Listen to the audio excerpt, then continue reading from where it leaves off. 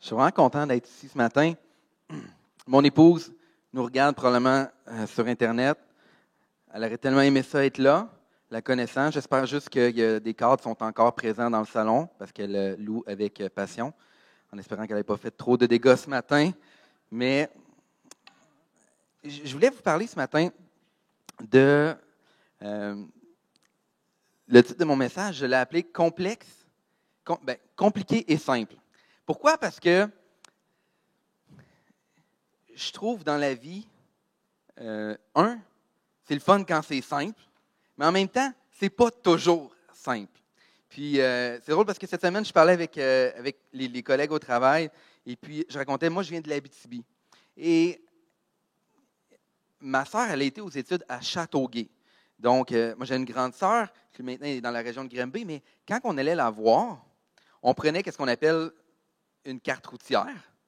Puis, on partait de la Sarre en Abitibi, et puis avec un surligneur, on faisait tout le chemin pour se rendre. Mais là, tu sais, l'Abitibi, je veux dire, il n'y a pas d'autoroute en Abitibi. Hein? Fait que là, il faut que tu traverses Montréal, la vallée de l'ombre de la mort. Tu sais.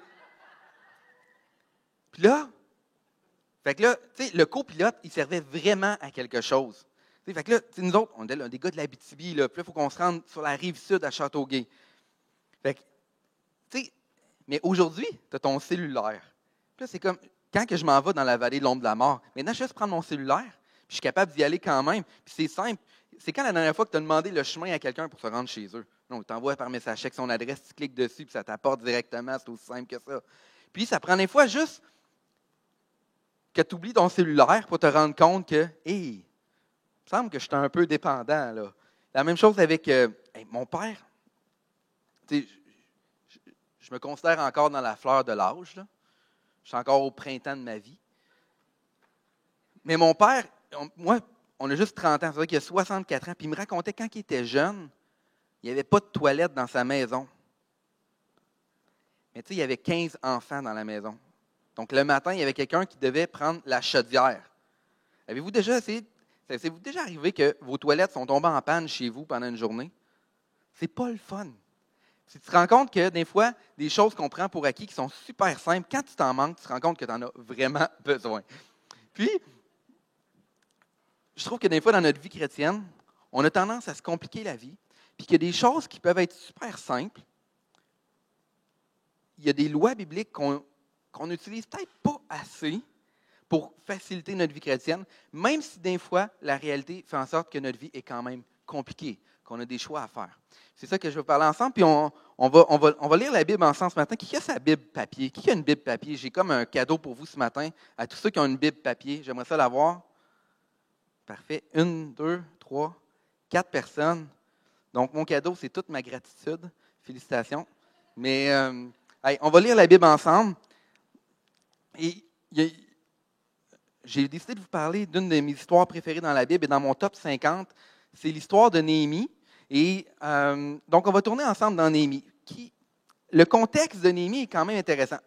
Néhémie, ce n'était pas un gars d'église. Néhémie, ce n'était pas un gars qui était un lévite ou un prêtre. Néhémie, c'était un échanson du roi. Donc, c'était le gars qui servait le vin au roi. Et il était dans la ville de Suse, qui est environ, grosso modo, là, à 1500 km de Jérusalem. Dans le fond, il y a eu l'exil dans le temps du roi Nebuchadnezzar. Et environ 150 ans se passent, et Néhémie se retrouve dans la ville de Suse. Et c'est les chansons du roi. Donc, l'avantage avec les chansons, c'est que le roi devait avoir une confiance aveugle en lui. Parce que, c'est la trahison, puis tout. Fait que, dans le fond, Néhémie, il servait le vin au roi. Et, cependant, ça fait quelques années que les exilés commencent à retourner à Jérusalem. Et puis, Néhémie, il y a quelqu'un qui vient le voir, puis il donne des nouvelles de ce qui se passe des exilés qui sont retournés à Jérusalem. Et c'est là que Néhémie apprend que la ville et toutes les murailles de la ville sont détruites. Que les portes ont été brûlées, puis il n'y a rien qui a été reconstruit. Et c'est là qu'on va lire, ensemble dans Néhémie 1, à partir du verset 4. On va lire dans la version second 21 pour ce matin. J'entends les pages tourner, oui.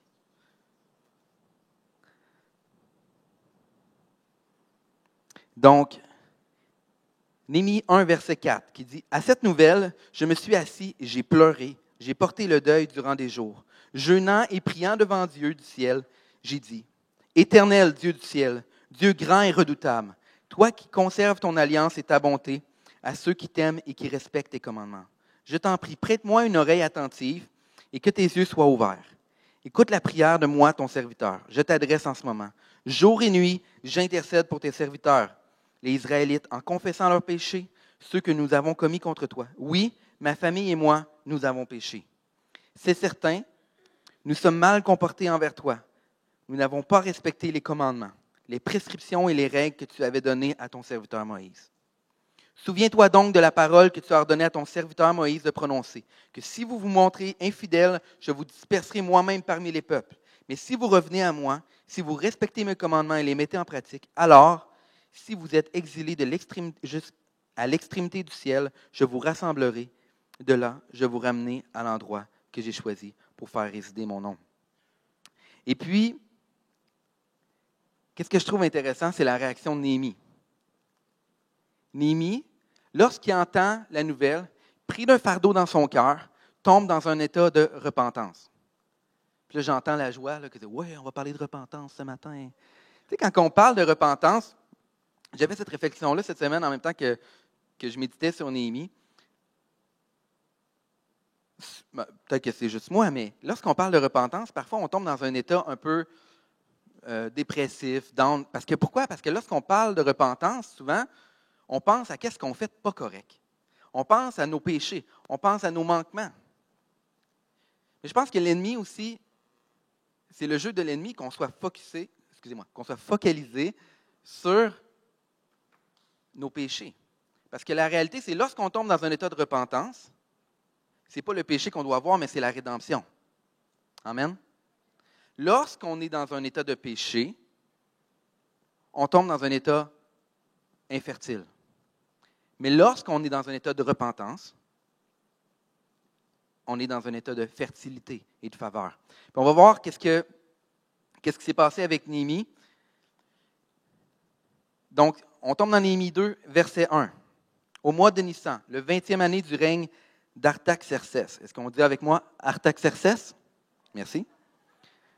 Comme il me fallait servir du vin au roi, je l'ai pris et je lui ai donné. Jamais encore je n'avais paru triste en sa présence. Le roi m'a demandé, « Pourquoi as-tu mauvaise mine? Tu n'es pourtant pas malade. Ce n'est peut-être qu'une peine de cœur. » Saisi d'une très grande frayeur, je lui ai répondu, « Que le roi vive toujours. Comment pourrais-je avoir une bonne mine lorsque la ville qui abrite les tombeaux de mes ancêtres est en ruine et que ses portes ont été dévorées par le feu? » Le roi m'a demandé, « Que voudrais-tu? » Une parenthèse. Le roi demande à Néhémie, « Que voudrais-tu? » Quand même intéressant. Et répondit au roi, « Si tu juges bon, et si moi, ton serviteur, j'ai obtenu ta faveur, j'aimerais que tu m'envoies en Juda, vers la ville qui habite les tombeaux de mes ancêtres, pour que je la reconstruise. » Le roi et la reine, assis à ses côtés, m'ont alors demandé combien de temps ton voyage durerait-il et quand serais-tu de retour. Alors le roi s'est montré disposé à me laisser partir. Et je lui ai indiqué un délai. Puis j'ai dit au roi, « Si tu le juges bon, qu'on me donne les lettres donnant instruction au gouverneur de la région située à l'ouest de l'Euphrate de me faciliter le passage jusqu'au mon arrivée en Juda. Qu'on me donne aussi une lettre destinée à Asaph, le responsable des forêts royales, afin qu'il me fournisse le bois charpente nécessaire pour les portes de la forteresse adjacente au temple, pour la muraille de la ville et pour la maison que j'occuperai. Le roi m'a accordé tout cela, car la bonne main de mon Dieu reposait sur moi. » Qu'est-ce que je trouve le fun? C'est que Néhémie tombe dans un état de repentance. Il y a un fardeau qui est déposé sur son cœur. Prie, jeûne, se présente devant le roi. Et c'est le roi qui lui demande, « Qu'est-ce que tu veux? » Lorsqu'on est dans un état de repentance, lorsque l'humilité et la repentance, Dieu ouvre la faveur pour nous. Et Néhémie est allé même au-delà. Tu sais, il aurait pu dire, « Hey, il me laisse partir, go, j'y vais. » Non, non, non. En plus, il décide de dire, « J'aimerais ça voyager en première classe, puis j'aimerais ça avoir une carte de crédit Rona pour pouvoir payer toutes les rénovations. » C'est un peu ça que Néhémie a demandé. Puis le roi dit, « OK. un bon boss quand même, hein? Puis, pourquoi? Parce qu'il dit à la fin, le roi m'a accordé tout cela car la bonne main de Dieu reposait sur moi. Puis quand que tu viens avec humilité, quand on se présente avec humilité devant Dieu, quand on réalise que c'est tellement pas à propos de nous, sa main est sur nous. Ça, c'est pour chacune des situations de nos vies. Puis, donc, la repentance apporte la faveur. Donc, Néhémie prend son baluchon, s'en va à Jérusalem. Arrivé à Jérusalem, il fait comme un genre de petit espion. Là. Tu sais, il ne dit pas. C'est sûr que les personnes étaient au courant, les personnes qui étaient les chefs, là, si on pourrait dire, les gouverneurs étaient au courant. Mais le peuple d'Israël, tous les Israélites n'étaient pas au courant de sa visite puis de pourquoi il était là. Donc, il fait le tour la nuit, il va se promener, il regarde ce qui se passe à travers les murailles, il voit comment que l'état des murailles est lamentable, que les portes, il n'y a rien qui a été fait. Ça fait environ 70 ans que le peuple d'Israël est revenu à Jérusalem. Ça fait longtemps, ce n'est pas nouveau qu'il aimerait reconstruire les murailles. Mais, et le verset 2, il n'est pas dans les PowerPoint, mais dans le verset 12, dans le chapitre 2, il dit, Néhémie dit, sans avoir dévoilé à personne ce que mon Dieu m'avait mis à cœur de faire pour Jérusalem. Et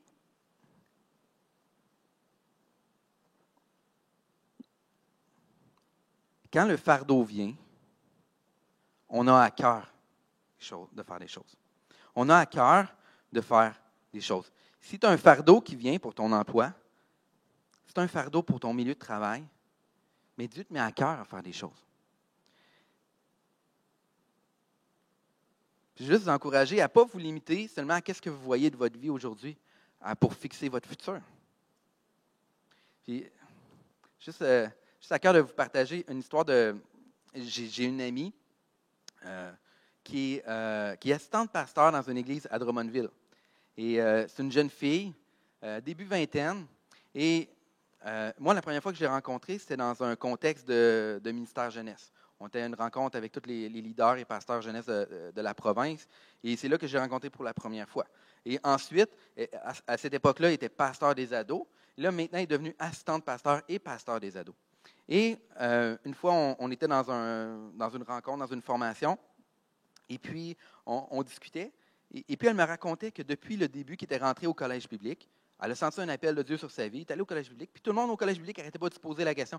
Ah, c'est quoi ton appel? C'est qu'est-ce que. Puis elle était là, moi, tu sais, dans le fond, la seule chose qu'elle faisait, elle faisait la louange. Donc, elle disait, moi, mon appel, c'est la louange. Donc, à chaque fois qu'elle se faisait poser la question, elle répondait, mon appel, c'est la louange.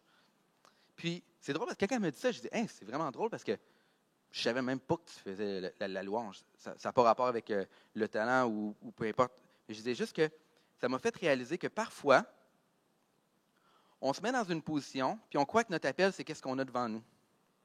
Mais Dieu a des plans tellement plus grands pour nous. Puis des fois, si on base notre vie seulement sur les dons qu'on a aujourd'hui puis nos capacités qu'on a aujourd'hui, c'est comme si ça ne laisse pas de place à Dieu pour pouvoir venir déverser qu'est-ce que lui a pour notre vie. Si, personnellement, je m'étais arrêté à qu'est-ce que j'avais comme don et capacité à 25 ans, je ne serais pas ici. Puis, je crois sincèrement qu'il faut laisser de l'espace à Dieu quand il dépose des choses sur notre cœur. Allons-y, servons de tout notre cœur. Ça dit, si tu veux être le premier, sois le serviteur de tous. Sers, Dieu va ouvrir des portes devant toi. Amen. Puis, donc, Néhémie, après avoir ça, ramasse tous les Israélites. Chapitre 2, verset 17, il dit, « Je leur dis alors, voyez vous-même la malheureuse situation dans laquelle nous nous trouvons. Jérusalem est en ruine et ses portes ont été réduites en cendres. Venez, reconstruisons la muraille de Jérusalem et nous ne serons plus dans le déshonneur.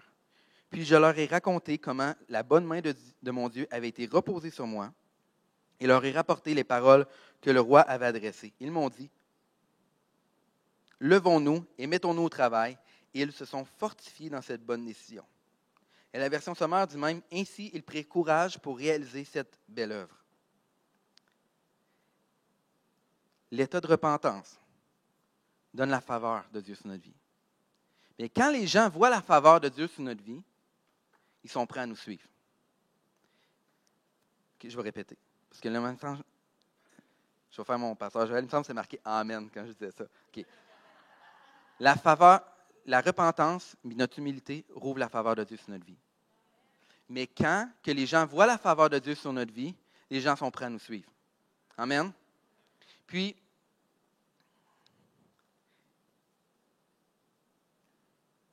Néhémie, tout le peuple d'Israël, puis il y en a du monde, vous allez voir, si ça vous tente, si vous cherchez un nom, si votre famille n'est pas finie, puis vous cherchez un nom là, original, allez voir dans le chapitre 3 de Néhémie. Il y a plusieurs noms originaux pour vos futurs enfants. Mais là, tu vois vraiment tout le monde qui se met au travail. Puis, qu'est-ce qui est une des particularités de l'histoire de Néhémie? Puis je pense que c'est une des particularités de la majorité des histoires bibliques, c'est qu'il y a de l'opposition. Oh, attention! Mais il me semble que Néhémie c'est Dieu qui l'envoyait là-bas. Il me semble que Néhémie, il y avait la faveur. Écoute, le roi, il donne toutes les ressources, mais il y a de l'opposition quand même. Oh, est-ce que ça serait possible que même si c'est la volonté de Dieu, qu'on puisse avoir de l'opposition? Oui. Puis, parfois, lorsqu'on dit cette phrase-là, qui est une belle phrase qui rassure les gens, qui dit « Inquiète pas, si c'est le Seigneur, les portes vont s'ouvrir. » Mais peut-être que ce n'est pas tout à fait vrai. Si c'est la volonté de Dieu, tu vas avoir la faveur de Dieu sur ta vie. Mais tu vas devoir être persistant puis avoir de la résilience dans ce que Dieu demande sur ta vie. Donc, Néhémie, quand il arrive sur place, les grands fonctionnaires disent « C'est avec un très grand déplaisir. » Donc, déplaisir, c'est l'inverse de plaisir. Donc, très grand déplaisir. Donc, Néhémie arrive, puis là, tout le monde dit, c'est pas « Wouhou! Néhémie arrive pour reconstruire les murailles. Yeah! » Les fonctionnaires sont là, ne sont pas contents, c'est un très grand déplaisir. Donc, même s'il était envoyé par Dieu, même si la faveur de Dieu était sur lui, les gens de l'extérieur d'Israël, donc les gouverneurs qui étaient là, ils ne sont pas contents que Néhémie vienne reconstruire. Quand ils commencent la construction, qu'est-ce qu'ils se disent? Ils disent « Ah, c'est pas... Les Israélites, ça fait longtemps qu'ils essaient de construire, ça ne marchera pas. » Mais finalement, à un moment donné, ils se rendent compte que ça marche, que tout le monde travaille pour de vrai. Fait que là, on dit, on va les attaquer.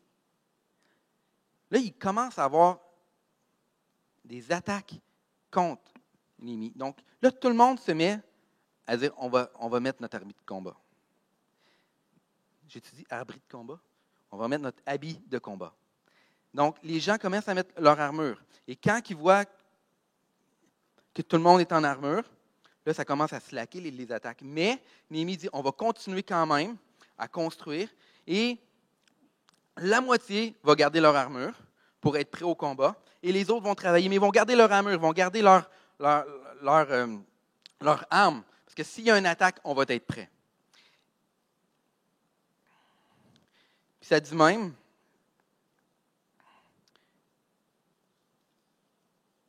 au chapitre 4, verset 17, qui dit « Ainsi nous ne quittons pas nos vêtements, ni moi, ni mes frères, ni mes serviteurs, ni les hommes de garde qui me suivaient. Chacun gardait son arme, même pour se laver. » Donc, même s'il était dans la faveur de Dieu, même si tout le monde fonctionnait dans un but commun pour avancer, il y avait de l'adversité, mais ils se battaient ensemble. Je pense qu'on a une belle leçon d'unité à apprendre du livre de Néhémie.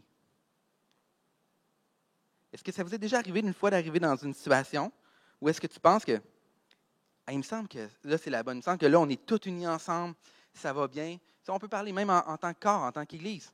Là, il me semble c'est le plan de Dieu. Oui, on avance, puis il me semble que tu as beaucoup d'opposition quand même.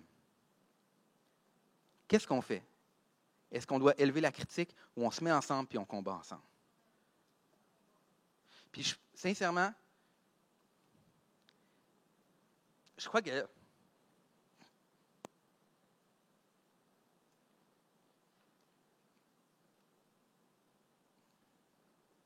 ne peut pas faire partie d'une équipe si tu n'es pas prêt à te battre pour l'équipe.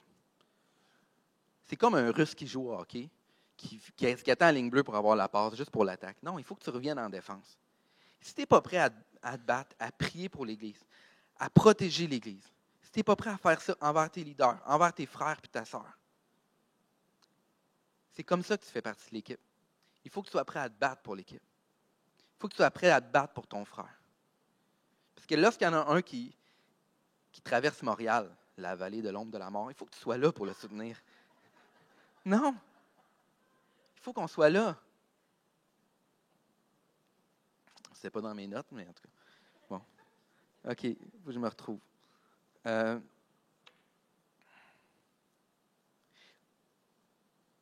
Puis là, on arrive au chapitre 6, où est-ce que l'attaque n'a pas vraiment fonctionné contre Néhémie et tout le peuple. Et il essaye une autre tactique d'envoyer un messager pour dire « Oh, on va te rencontrer, on va discuter, nanana, nanana. » Et puis, chapitre 6, verset 1 qui dit « Je n'avais pas encore posé les battants des portes lorsque Sanballat, ça fait partie des noms originaux, Tobijah, Geshem l'Arabe, et nos autres ennemis ont appris que j'avais reconstruit la muraille et qu'il n'y restait plus de brèche. Alors Sanballat et Geshem m'ont fait parvenir ce message. Viens, ayons une entrevue ensemble dans le village de la vallée d'Onon. Excusez-moi. Il avait l'intention de me faire du mal. Je leur ai renvoyé des messagers avec cette réponse. J'ai une grande tâche à accomplir et je ne peux pas descendre là-bas. Pourquoi le travail devrait-il être interrompu pendant que je l'abandonnerai pour vous rejoindre? J'aime tellement la dernière partie qui dit « J'ai une grande tâche à accomplir et je ne peux pas redescendre là-bas. Pourquoi le travail devrait-il être interrompu? »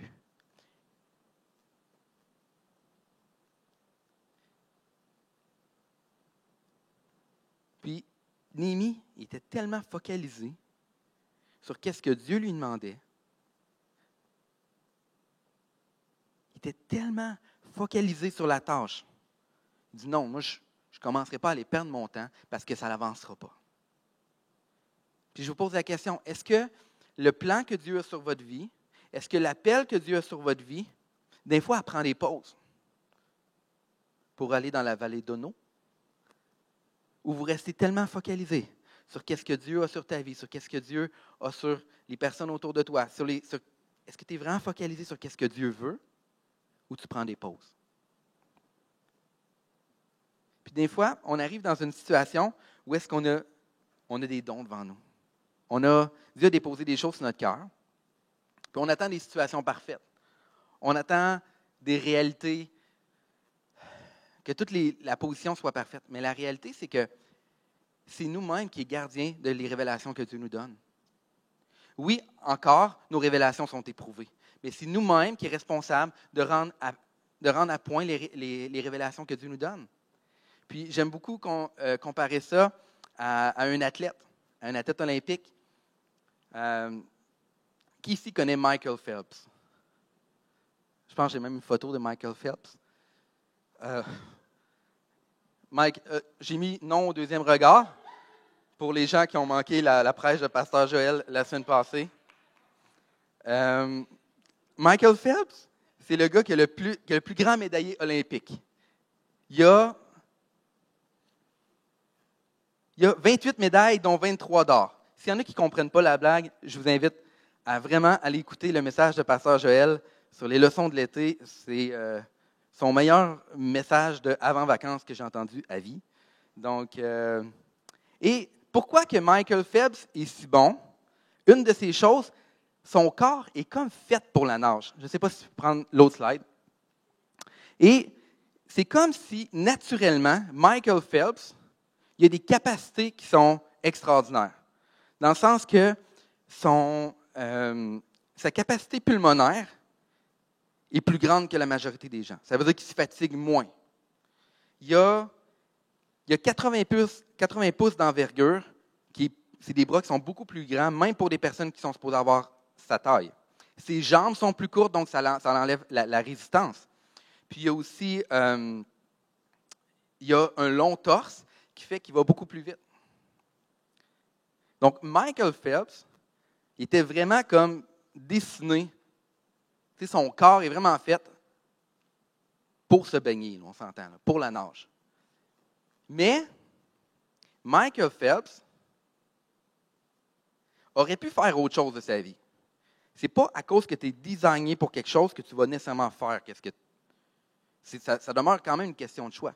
Qu'est-ce que Michael Phelps a fait pour être champion à partir de l'âge de 11 ans? Je veux dire, c'était quoi son horaire de vie? 6 fois par semaine, 6 heures de nage.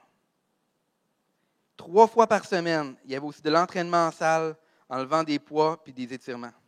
Commençait à 6h30 tous les matins, à partir de 11 ans. Premièrement, quelle grâce pour les parents, à 6h30 tous les matins. Je suis content que mes enfants ne fassent pas de la natation. Mais Michael Phelps, même s'il était fait pour faire la nage, il a travaillé pour avoir ses médailles.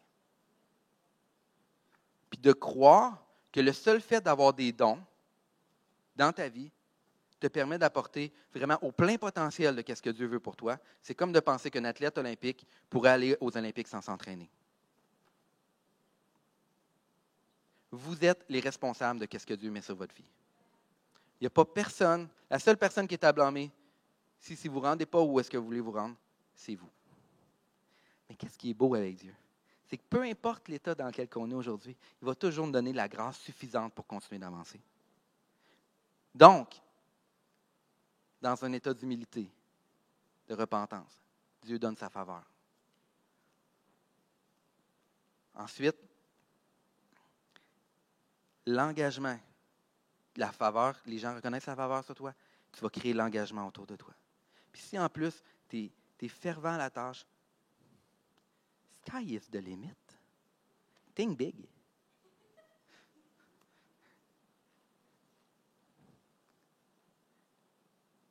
La résultante, c'est que la muraille fut construite en 52 jours. Quand même pas pire pour des années d'attente. 52 jours. Qu'est-ce que j'aime encore là? C'est que Néhémie, ce n'était pas un lévite. Néhémie, ce n'était pas quelqu'un qui travaillait dans le temple. Ce n'était pas un religieux. Si on le remet dans notre temps d'aujourd'hui, OK, ce n'était pas un pasteur. Ce n'était pas quelqu'un qui travaillait à l'église tous les jours. Encore plus. Le corps de Christ, c'est chacun de nous. Si on attend à ce que les pasteurs fassent quelque chose pour faire avancer toute l'Église, vous allez attendre longtemps. Parce que vous n'allez jamais retrouver la solution parfaite. Vous n'allez jamais trouver des pasteurs parfaits. Vous n'allez jamais trouver une Église qui va répondre à tous vos critères. La réalité, c'est que tu arrives. Qu'est-ce qu'on veut comme Église? C'est créer un environnement favorable où est-ce que tout le monde peut rentrer dans son appel. Est-ce que c'est parfait? Non. Mais vous avez votre responsabilité que où est-ce que vous êtes? Dieu vous a placé là aujourd'hui. Demain, qu'est-ce que tu peux faire? C'est quoi les dons que Dieu t'a donnés que tu peux mettre pour ton travail demain? C'est quoi les dons que Dieu t'a donnés que tu peux faire pour bénir ton employeur puis que les gens voient que la faveur de Dieu est sur toi? Puis je ne peux pas passer l'histoire de Néhémie sans parler d'un des versets bibliques les plus populaires.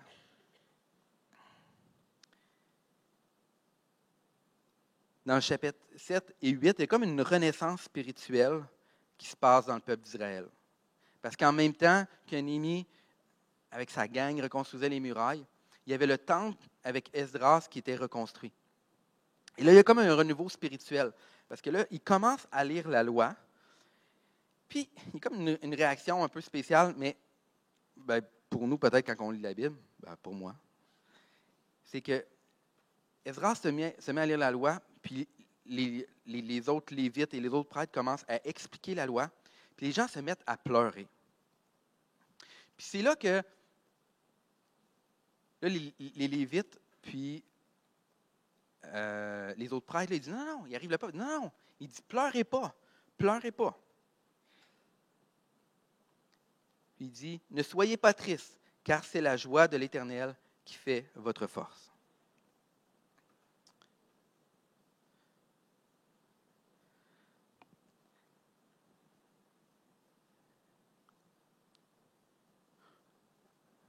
parfois,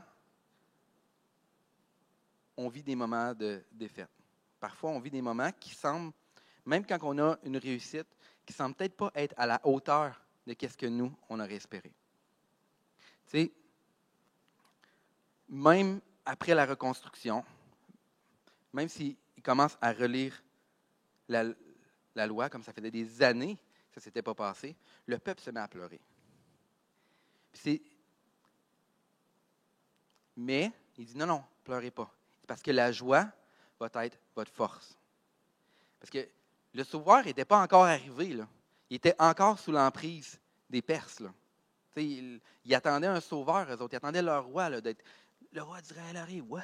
Non, il n'était pas encore rendu là. Mais il dit la joie du Seigneur est votre force. Puis dans l'hébreu, le mot qui est pour force, c'est, tu peux aller à la prochaine slide, c'est ma'auz.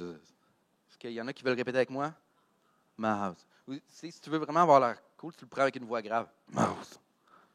Puis, le mot force qui est utilisé, c'est un lieu qui est un moyen de sécurité, de protection, refuge, forteresse. Quand on parle de Dieu, c'est le refuge de Dieu. Puis c'est traduit généralement par rocher, forteresse. J'aime beaucoup protection, rempart, c'est notre abri. Puis quand on dit souvent « Ah, la joie du Seigneur est ma force », on le dit souvent dans un état de réjouissance. On le dit souvent « Ouais, la joie du Seigneur est ma force, chante avec moi, la joie du Seigneur. » Puis là, tu te mets à chanter la joie du Seigneur est ta force, mais la réalité, c'est qu'eux, quand ils déclaraient ça, ils étaient dans un moment de deuil. Ils pleuraient. Ce n'était pas une personne qui pleurait. Des fois, tout le temps, une personne plus émotive que l'autre qui pleure dans la salle. Mais ça c'est moi, souvent. Désolé. Mais c'est moi et Jade. Mais ce n'était pas juste un Samuel puis une Jade qui avait dans la salle qui pleurait. C'était le peuple qui pleurait. Et puis, il a dit non, ce n'est pas un moment de deuil, c'est la joie du Seigneur qui va être ta force. Puis, qu'est-ce que je trouve intéressant là-dedans, c'est que malgré toute la faveur de Dieu qui était sur Néhémie, comment ils ont réussi avec persévérance à reconstruire les murailles. Maintenant, oh, wow, là, on lit la loi pour la première fois, probablement à 150 ans. Et puis, c'est pas fini. Il restait une œuvre à faire. Pour le peuple, ce n'était pas fini encore. C'était pas comme genre, ah, c'est la finalité, parfait, on peut prendre notre retraite. Non, il restait encore des choses à faire. Puis, pour moi, qu'est-ce que je trouve intéressant, c'est que peu importe, parfois on construit, puis c'est d'autres qui vont profiter. Souvent, on donne, puis c'est d'autres qui vont récolter. Puis c'est correct. Mais peu importe qu'est-ce que tu traverses aujourd'hui, peu importe la vallée que tu traverses, peu importe la peur que tu as, tu peux dire non, la joie du Seigneur va être ma force. Parce que je peux m'abriter, ça peut être mon abri d'aller dans la joie du Seigneur. Puis quand que tu switches ça dans ta tête, puis tu dis non, je ne me mettrai pas dans un esprit d'apitoiement, mais je vais me mettre dans un esprit de force. Je vais me mettre dans un esprit de joie. Comme ça, la force va venir. Puis il y a tellement de beaux versets bibliques qui peuvent nous réconforter. Moi, pendant longtemps, un de mes versets préférés, c'était Philippiens 4, 6 et 7. Est-ce qu'il y en a qui c'est leur verset préféré? Oui, je vois des milliers de mains, merci. Mais qui dit, ne vous inquiétez de rien, mais en toute chose, faites connaître vos besoins à Dieu par des prières, des supplications et des actions de grâce. Et la paix de Dieu, qui surpasse toute intelligence, gardera vos cœurs et vos pensées en Jésus-Christ. Le psaume 23 aussi, qui dit, l'Éternel est mon berger, je ne manquerai de rien. Il me fait reposer dans de verts pâturages. Il me dirige près des eaux paisibles. Il restaure mon âme. Il me conduit dans les sentiers de sa justice à cause de son nom.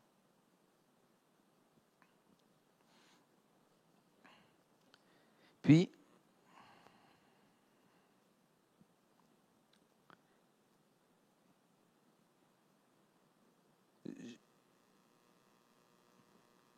je veux vous encourager ce matin à simplifier votre vie avec les choses qui sont vraiment importantes. OK? Je ne dis pas de brûler vos cellulaires, là. C'est pas ça que je parle. D'en simplifier votre vie. Je parle de qu'est-ce que vous êtes focalisé dans votre tête. J'avais à cœur d'ouvrir la réunion avec c'est quoi le plus grand des commandements? C'est aime le Seigneur de tout ton cœur, de toute ta force, de toutes tes pensées. Ce n'est pas une question de nous. Lorsqu'on fixe nos yeux sur Dieu, c'est là que ça donne l'occasion à Dieu de venir agir en nous. Lorsqu'on focalise sur nous, on va rester toujours avec des résultats humains. Lorsqu'on vient avec humilité, repentance, c'est quoi qu'il y a? Il y a la faveur de Dieu. Puis lorsque tu bâtis dans la faveur, qu'est-ce qui arrive? Les gens le reconnaissent autour de toi. Puis peu importe qu'est-ce qui arrive, qu'est-ce que tu fais? Tu gardes la joie. Tu gardes la joie. Tu vas avec Dieu. Tu prends ton temps avec Dieu. Tu lui donnes tes requêtes. Puis là, qu'est-ce qui arrive? La paix vient. La paix vient. Ça me semble que c'est simple. Des fois, on se complique la vie. C'est quoi qu'il faut que... C'est pas tout le temps simple. Quand tu vis une situation au travail, où est-ce que tu as de l'injustice envers toi? C'est pas simple. Quand ton enfant, il réagit d'une manière différente, tu as un conflit avec un autre parent, c'est pas simple. Quand tu as pris peut-être même des mauvais choix, peut-être c'est ta faute, peut-être c'est même pas de ta faute, tu te retrouves dans une situation financière difficile. C'est pas si simple que ça.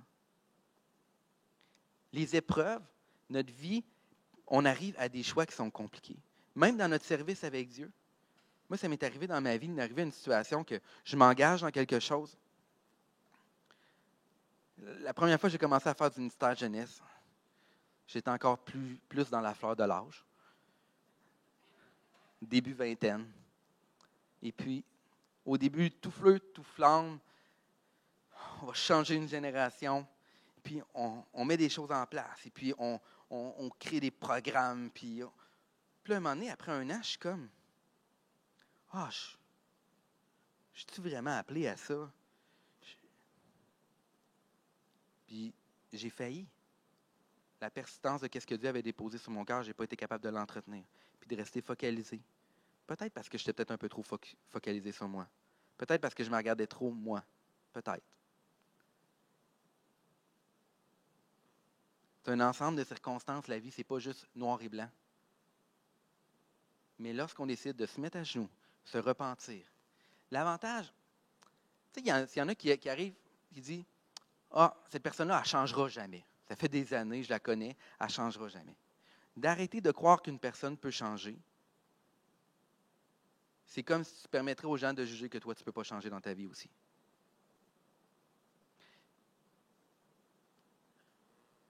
Puis quand que jugez les autres avec la grâce que vous aimeriez qu'on vous donne. Il y a des révélations que parfois tu peux avoir eues à 15 ans, puis que la personne va l'avoir à 50 ans, cette révélation-là. Mais ça ne veut pas dire que lui a eu des révélations à l'âge de 8 ans que toi, tu n'as pas compris aujourd'hui. Hein? Ce n'est pas à nous d'en juger. Nous, on est là pour aimer, pour soutenir, pour encourager, peut-être parfois confronter d'une manière saine. On n'est pas là pour juger. On ne peut pas déterminer si une personne suit vraiment Dieu. Ce n'est pas notre job. Puis, quand tu te mets à penser à ça, à la vie des autres, ça devient compliqué. Reste simple. Pense à Dieu. Pense à ce que Dieu dépose sur les autres. Vois les autres avec ce que Dieu a déposé. Vois les dieux avec la portion que Dieu a déposée sur leur vie.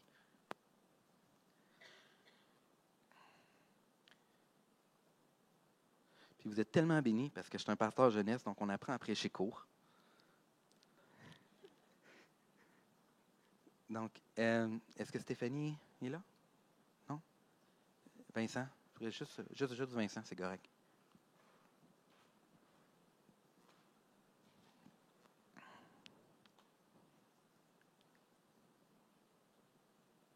Je crois sincèrement que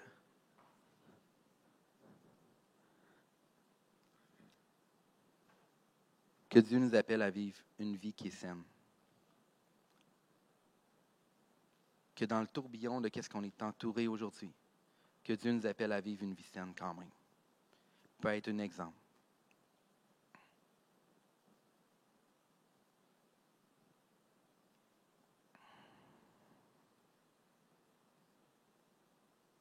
J'aimerais juste qu'on tombe dans un moment d'intimité avec Dieu. Si on peut juste fermer nos yeux, pencher nos têtes, ce matin, vous êtes seul avec Dieu. Ce n'est pas une question de qu'est-ce qui est ici ou à côté de vous.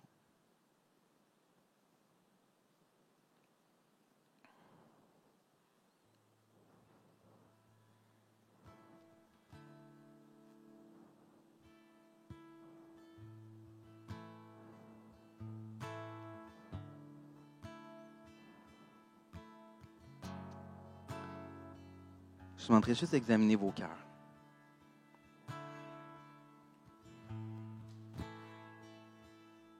Seigneur, est-ce que je t'ai déplu d'une certaine manière?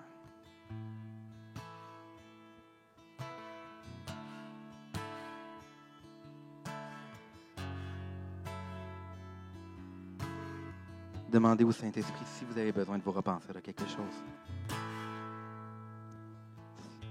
Peut-être quelque chose qui est récurrent dans votre vie. C'est peut-être juste une mauvaise attitude. C'est peut-être juste des mauvaises pensées que vous avez eues par rapport à une personne.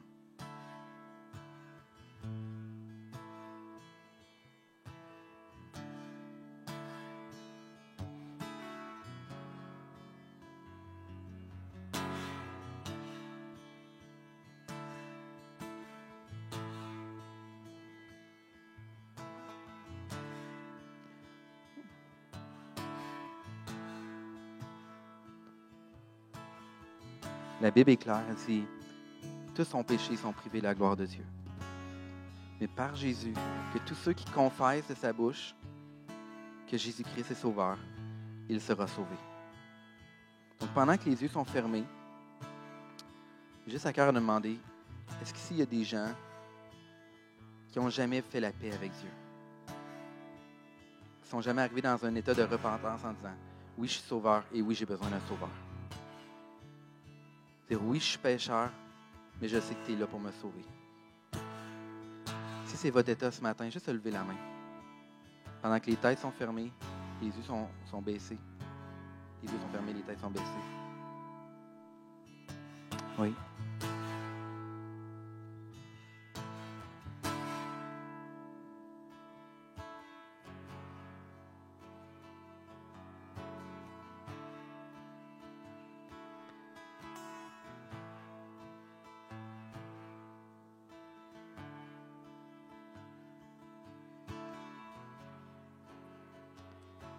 Et maintenant, je vais vous poser la question.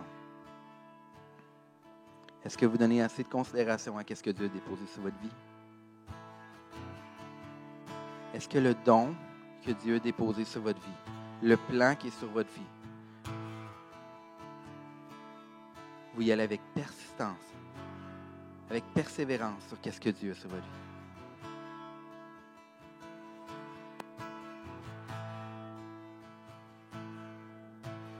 Est-ce que dans peu importe l'endroit de votre vie, vous avez besoin de joie? Que vous traversez une vallée, que vous traversez une épreuve, puis qu'aujourd'hui, vous avez besoin de joie.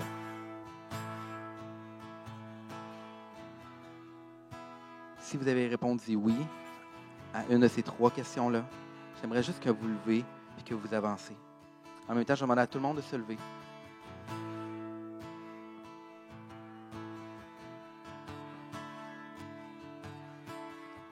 On n'a pas une grosse équipe de prière ce matin, mais juste avancer. Néhémie, quand il y a eu la révélation de Dieu, quand il y a eu l'idée que les murailles étaient détruites et qu'ils devaient être reconstruits, il est tombé à genoux, il a pleuré. Il n'y a pas personne qui est venu lui imposer les mains. Le seul désir qu'il avait, la seule souffrance, il avait tellement un désir de voir l'honneur rétabli, qui est venu, il a prié, il a jeûné. Donc, si votre situation ce matin, que vous avez besoin de joie, que vous avez besoin de renouveler votre engagement envers Dieu, par rapport à qu'est-ce que Dieu a déposé sur votre vie, que vous voulez venir rechercher avec humilité et repentance la voix de Dieu, juste avancez maintenant.